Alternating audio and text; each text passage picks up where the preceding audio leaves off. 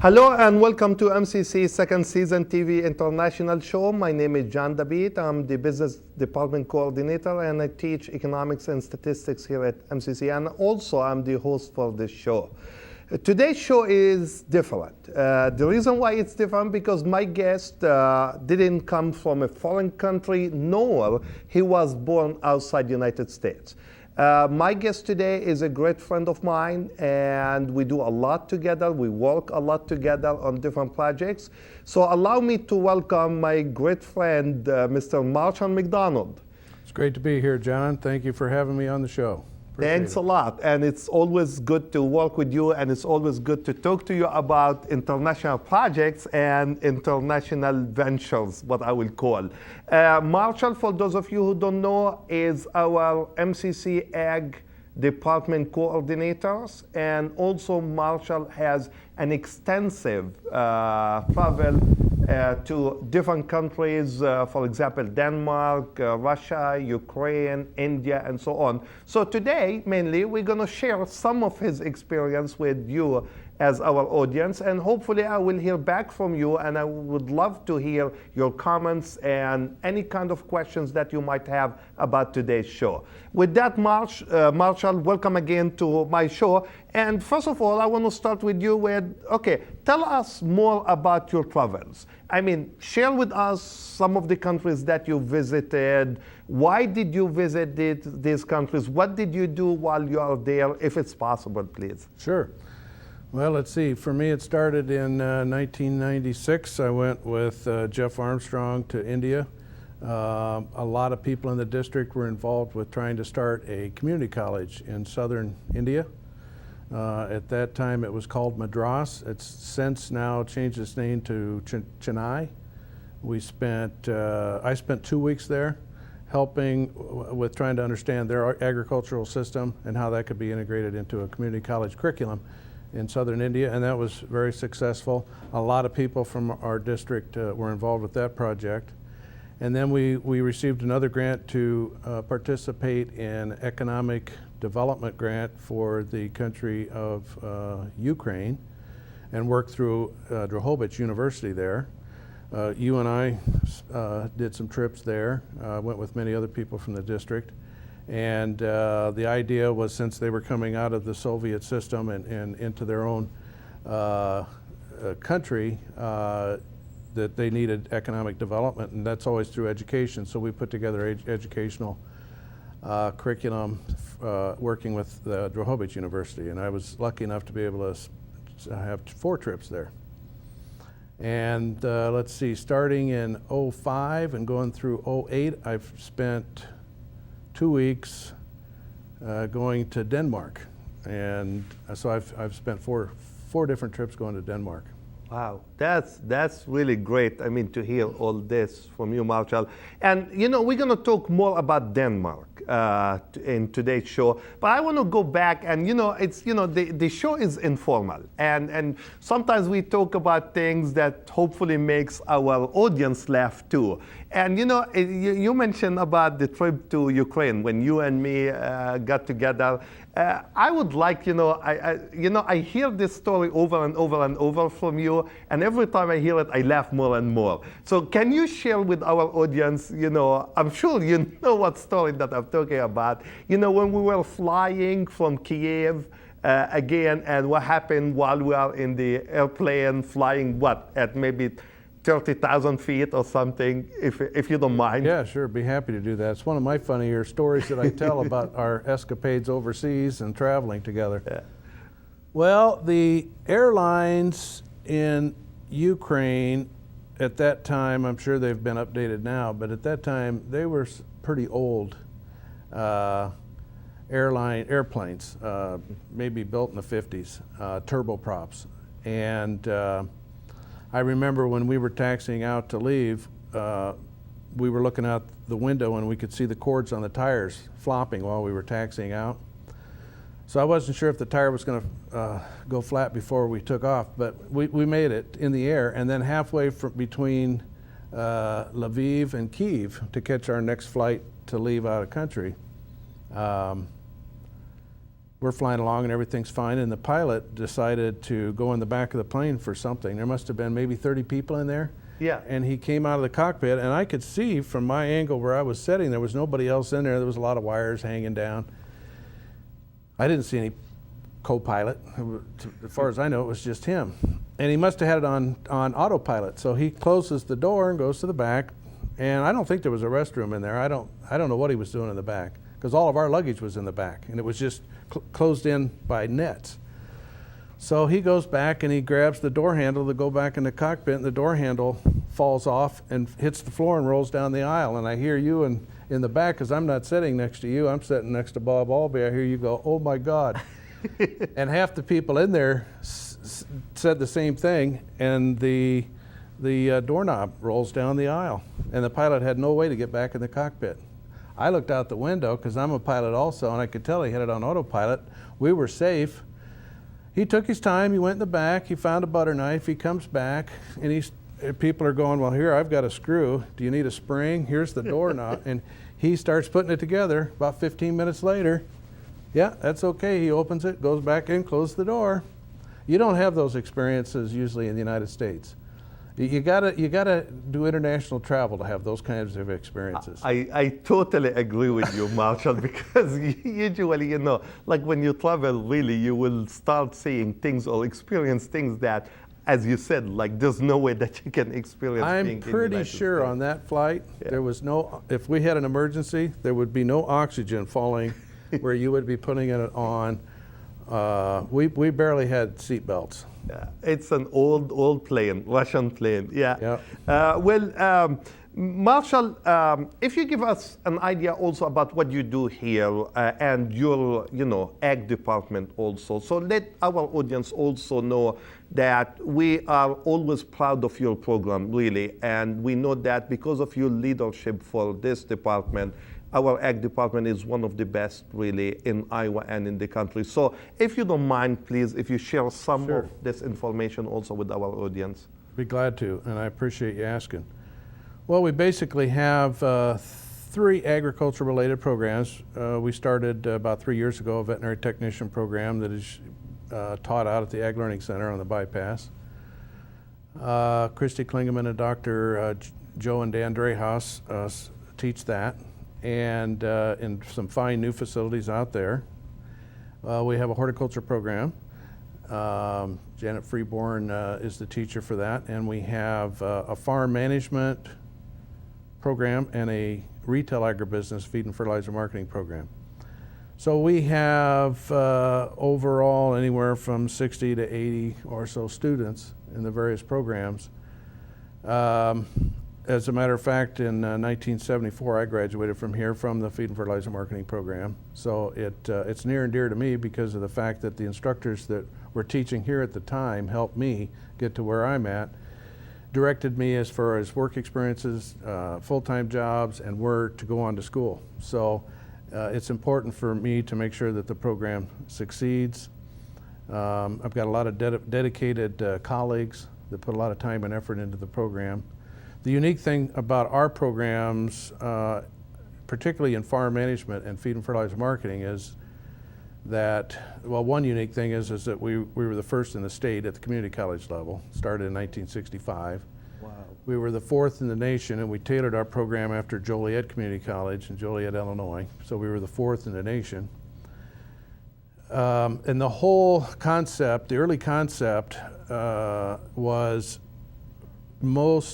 anybody that works in any kind of vocation needs experience. So let's make sure that our students get in-classroom instruction and knowledge, but let's give them an opportunity to go out and use that knowledge in a real work environment where they can do it firsthand and learn the on-job skills that are needed to succeed. So every semester our students in agriculture, they're in block schedules where they're in class part of the time, and then they go out and work. And so what we do is we work with employers, which I thoroughly like, because I'm not only an instructor, but I also find employment for students, both for their work experiences that they get college credit for here, but also when they graduate. So they can take a full-time job and know that they've got their credentials and the experience to be able to begin to start working. and that's very rewarding. There are a few that will go on to transfer to a four-year university, so we also work with the universities as far as transfer. So as the saying goes, I wear a lot of different hats, and it just depends on somewhat the time of the year and what block schedules we're in as far as where most of my work efforts are. But it's very rewarding. That's great. And I noticed, Marshall, like for the past 3 years now, you started to get also some international students in your program from Egypt, from Indonesia, and from other parts. And I assume that will be also a great experience for your own students now to be in the same classroom and talk to students from other countries and exchange, these ideas. And I'm sure most probably you notice like that your students or our traditional students from Iowa here now started to open up more by dealing with international students. And I think that's a plus for your program too, and for us as a college. Marcia, I would like to talk about Denmark. And part of the reason, as you mentioned before, because you went 3 times before to Denmark, you took students with you there, you spent some time there, and now I know that you will be going this summer to Denmark and taking students. So I want to go back first of all to your previous trips. Can you tell us why did you go there, what did you do, and also like how many students did you take?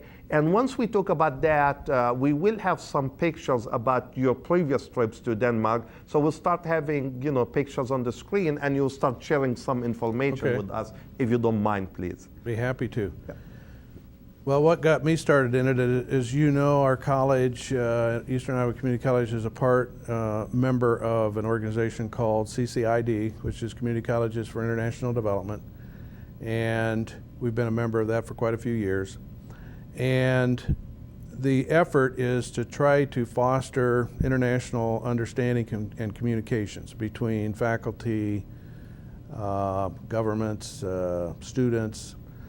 One way to get along better, I think, in the world is to understand each other better. You're right. And so Denmark is a country that, even though it's not a large country and it doesn't have a high population, the one thing that intrigued me as an agriculture instructor about Denmark is the fact that about 80% of their agricultural production is exported. Wow. So exporting is something we'd like to be better at here in the United States, and it's something that Denmark is very good at.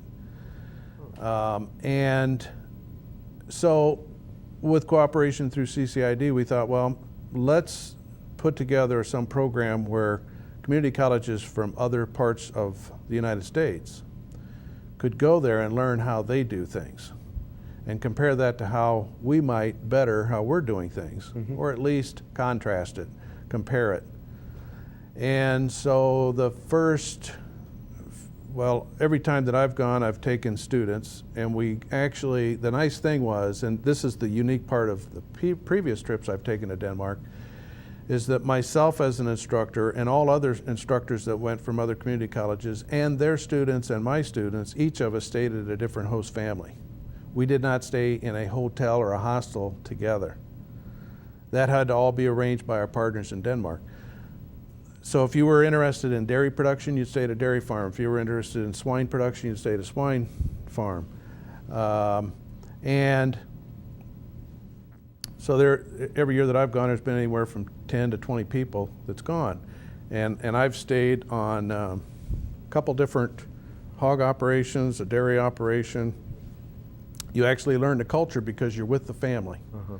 And this is a picture of canola that's up on the screen right now. So you actually live with the family. You go to the sports events, the football games. You eat all your meals with them.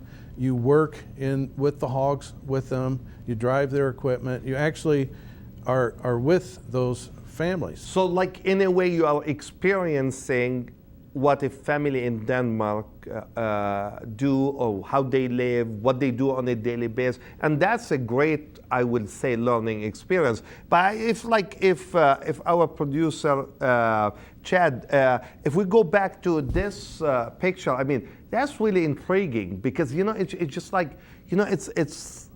This is something that you don't see much of it, like a lot. At least I didn't see something like that. So this is like a canola That is called farm? canola. It is a rapeseed that produces high protein quality feed for livestock production, but it's also what we, well, you can call it Puritan, or now they're calling it canola oil. Okay. That's low in saturated oil and saturated fat, and people use it for cooking. They produce a lot of canola in Denmark. They also produce a lot of wheat and a lot of barley. Wow, that looks really nice. So what do you see now? Well, the unique thing again about Denmark, one of the things is that this is a home that I stayed in, and it's a thatched roof. Wow. And I knew nothing about a thatched roof, which is basically putting straw and using it as a roof. But the reason it works so well, it'll last 50 years or longer, is because the way that they lay it onto the roof, and that's a very highly skilled technical ability to be able to do that. Only a few people can do that around the world. And the way that they put it on the roof, it acts as a capillary. So if it rains, it draws the moisture right down to the end of the straw tube, and then it drops off just like it would off of a gutter or an eave. Oh, wow. Wow. So, and it actually looks nice. And it keeps the rain out. It works just spectacular. Yeah. Wow. It does look nice. Yeah. This is a dairy farm. One of the unique things about the dairies in Denmark is that most of them are robotic operations. There is a company in the Netherlands or Holland called Lilly, and they produce a robotic milking unit. These cows do not have to be like we would here, go get the cows and then bring them up to milk them. They on their own come up, transponder signals the computer so the computer knows what cow it is, and it'll determine which cow can come in to be milked, and the gate opens, she comes in, and then a robot will sweep up underneath her, and it'll spray her udder, and it will disinfect her, and it will milk her. It'll attach the milking units all using a laser, and then it will detach when she's done milking, and it will clean her udder, and then it'll open a gate and let her out so that the next cow comes in. It's all done automatic. Well advanced in this field. Well advanced. Yeah. The reason they can do that there is because in Denmark, anybody that works on a farm has to get what they call a green card, which basically means you've got an education. And you've got what we would call like a degree in agriculture. Okay. And once you've got one of those, then you have to be paid comparable wages to anybody else in any other business and industry. Which in Denmark, they use the kroner as the currency. There, the equivalent would be about 25 US dollars per hour is what you have to be paid. So they look at that and they think, well, I need a labor force, I need to have some help, but how much money can I invest in capital? Okay. And they look at that like, well, if I can spend, these units are about $80,000 a piece. If I can spend $80,000 on one robotic milking unit, it's going to work. The contract, they're going to maintain it. It would take a few years, but 5, 6, 7 years, I can get that paid off. And now I don't have to worry about, have to hire somebody. So a farmer can actually sit in his kitchen and be fixing breakfast and look at a monitor, and he can see every cow, and he knows which cow's being milked. He can tell what their butterfat content is, what their somatic cell count is, everything. Wow. Just off of a monitor. So they're using computers and they're using robots. Well advanced. Well advanced. Yeah. It really was a surprise to our students. Here's a group of us that went in 2008. We happened to go the year that the flooding happened here, so when we came home, we landed in Cedar Rapids, and it was quite a while before we got home because Cedar Rapids was an island at that point in 2008. Yeah, okay. It's very typical of the Danish countryside, rolling hills, pretty flat, very beautiful. This would be in June also. Very green. The people are absolutely wonderful. I would recommend anybody to go to Denmark because they're absolutely very hospitable people, open their doors. Here's one of the host families that I had in a town called Odense on the middle island of Denmark called Fyn, F-Y-N-N. And Odense is the location of one of the colleges that we're going to work with there. And I can tell, Marshall, you are very happy there in this picture. Oh, just absolutely. Yeah, I hope to see them when I go back this year. Yeah, let's hope. Yeah. This is another host family. This is the host family that I had last year.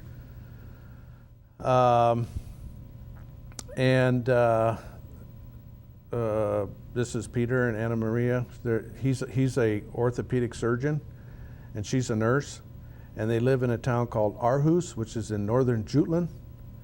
And really, traveling and staying in hotels and all that is great, but I want to learn the culture and I want to meet the people. And I am just so happy about how these previous Denmark trips have gone because, I have friends that I still email these people and correspond, and they've invited me when they come back, we'll come see us, make sure you come see us. Yeah. That's a really wonderful feeling to have, to know people. And that's part of what you are doing. I mean, it should be part of what you are doing because, you establish that relation and you like to continue with that. Okay, we saw I see like a wind turbine there. Yeah, and that kind of leads into why, if I may, why I'm going back this year. Yeah. This year is a little bit different. It does have to do with agriculture, but it has more of a slant towards sustainable and renewable energy utilization. So for example, in Denmark, they utilize a lot of wind turbine electric generation. About 20 to 25% of their electric power is created or generated through these wind turbines. They're all over Denmark. And this is just a picture to kind of show you, no matter where you go in the countryside, you're going to see one somewhere.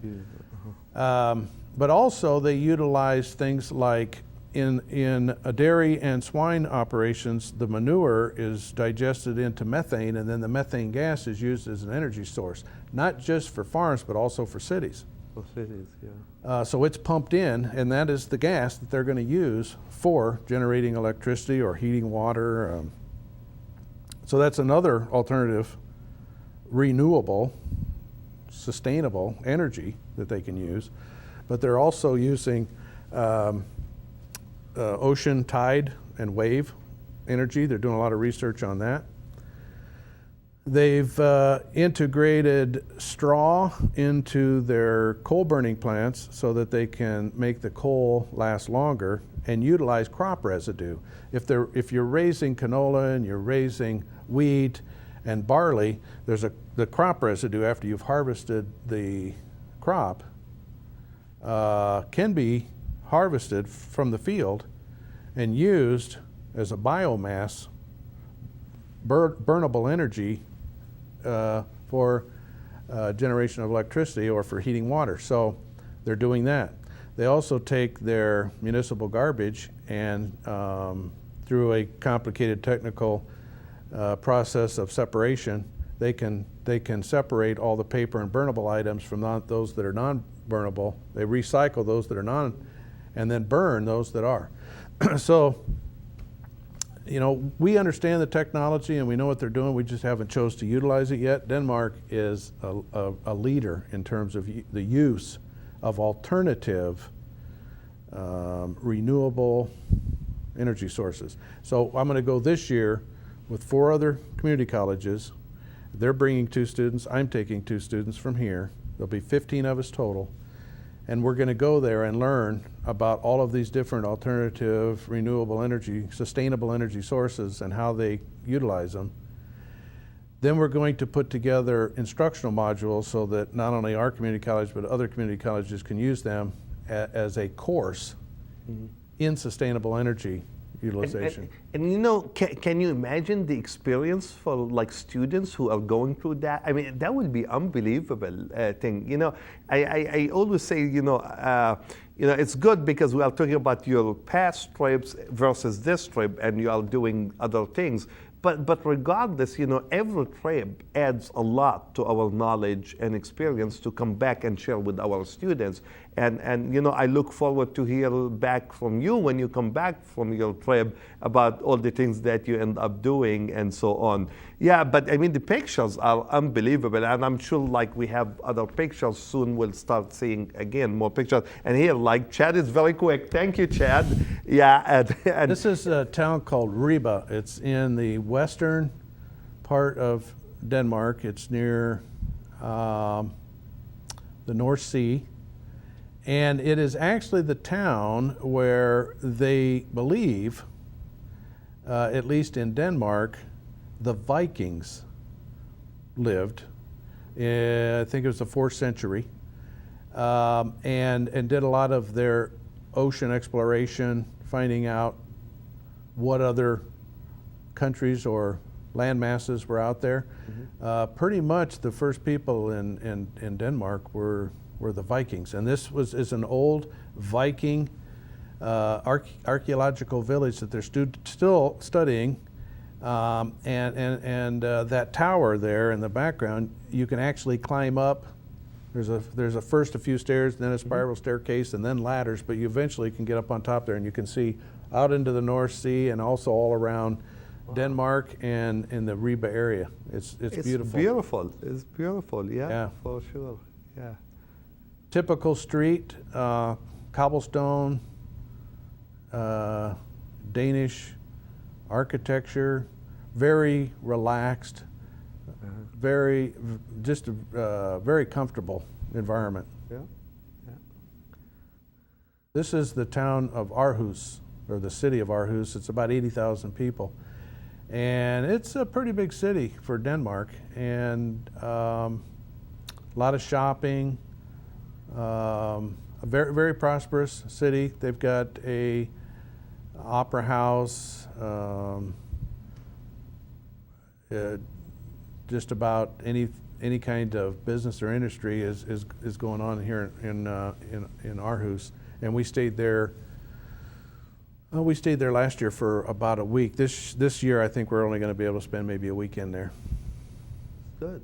This is Aarhus again. It's beautiful scenery. It is. Yeah, they're very clean and neat in Denmark. Very seldom do you see any kind of paper or garbage or anything. Very clean. Look at this. This is in Copenhagen, and you can, as a tourist, pay for a tour of the Bay Area and travel the channels. And so this is us just out in it's kind of like a multiple seat, maybe 50, 70 people on like a ferry, and it takes you around, takes you through all the channels, and you get to see Copenhagen from the bay perspective. Yeah, hopefully you enjoyed the, for our audience, hopefully you enjoyed the pictures that we just shared with you. And you know what, I just came back, Marshall, from a BIMINA conference. I spent 4 days attending. BIMINA stands for the Broader Middle East and Northern Africans region. And the U.S. government, State Department, USAID, and HED, the Higher Education for Development, put together this conference in New Orleans, Louisiana. And it was really great to be there. And what makes it great is like we are there, other people from other colleges from all over the United States are there, but we had people from 5 Middle Eastern countries attending that, from Lebanon, from Jordan, from Morocco, from Yemen, and so on, and from Bahrain, and it made me feel really good when I start seeing people from other colleges around the United States coming to us, to me, to Jeremy, for example, and asking us questions about, okay, well, why you are doing this? How are you doing this? Can we work together? Can we cooperate? Can you help us? I mean, you know, we talk about our projects with Amman, Jordan. We talk about our now projects in Yemen. Hopefully we'll get the funding and we'll go with that project for 3 years. I mean, you know, it makes me feel really proud to work for MCC and Eastern Iowa Community Colleges, and this is part of the reason why we have the show, because we want to let our audience, the people here in Muscatine and surrounding areas, we want them to know that, yes, we are a small college, but we have a very big effect here in the area and in the United States. A lot of people comes to us and talk to us about, you know, international projects, and when it comes to that. And, you know, to add what you are doing, Marshall, to that, I mean, that makes me really feel great about being part of MCC family, because, you know, when my understanding, I think you are going for a month this summer, right? The whole month of June. I mean, just to think about that experience, and it's unbelievable. I really unbelievable, and I'm sure you feel the same way. Yeah. I mean, it's just like, yeah, it's very rewarding, and the thing that I always keep in mind, and I try to explain to my students is that we are truly a global economy.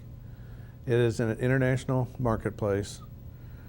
You can't just look at what we do here domestically to determine, for example, where market are going to be and what prices for commodities. Mm-hmm. You have to look at what's going on in other countries, and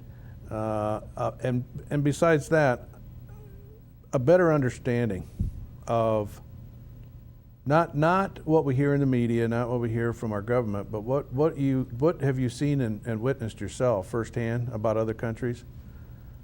Chances are, there's countries all around the world that are just beautiful people and beautiful places. And I feel just as you, very honored to be able to go to those places. That is very good. Marshall, I want to give you just 1 minute, if that's hopefully that will be enough, to share with us whatever you would like to share. I mean, it's up to you. This is your minute, and you can say whatever you want to say. Well, thank you, John. Well, first, thank you for having me on the show. I would like to just say thank you to our partners this year that we're going to be working with in Denmark. We are partnering with EUC in Sonderborg, which is in the southern part of Jutland, Denmark, near Germany. Mm-hmm. And they are one of the community colleges that we're going to partner with, and they specialize in technical training and vocational training in sustainable agriculture. Mm-hmm. And I've never been there before, so it'll be a new experience for me. The other college that I'd like to recognize is Dalum Agriculture School in Odense, Denmark. Ove Christensen and he's the coordinator of the Dalum International Program, and we have worked together every trip I've ever taken to Denmark. So Ove put a lot of work and effort into this to make sure we've got all these different tours and places that we can learn from their business and industry. And the partners that I'm working with at EUC SID is Hans Lehman and Lena Sandholt. So I look forward to working with them. Thank you, John, for having me on the show. No, it's my pleasure to have you on the show, because Marshall, you know, I learned a lot from you, and I know for sure, like, this project became possible because of you know, your reputation and your hard work while you are there in Denmark with, you know, the college there, and with all the work that you do with them and for our students. So thank you for being on my show, as a matter of fact. And as I always say, you know, our objective is to let you know more and more about what we do here on the international level, on the globalization level here at MCC and at Eastern Iowa Community Colleges. And we'd like to bring that to you and share it with you. As always, if you have any question and or comments, please call me at 563-288-6064, or you can email me at jdebit@eicc.edu. Till next time, Muscatine. Bye.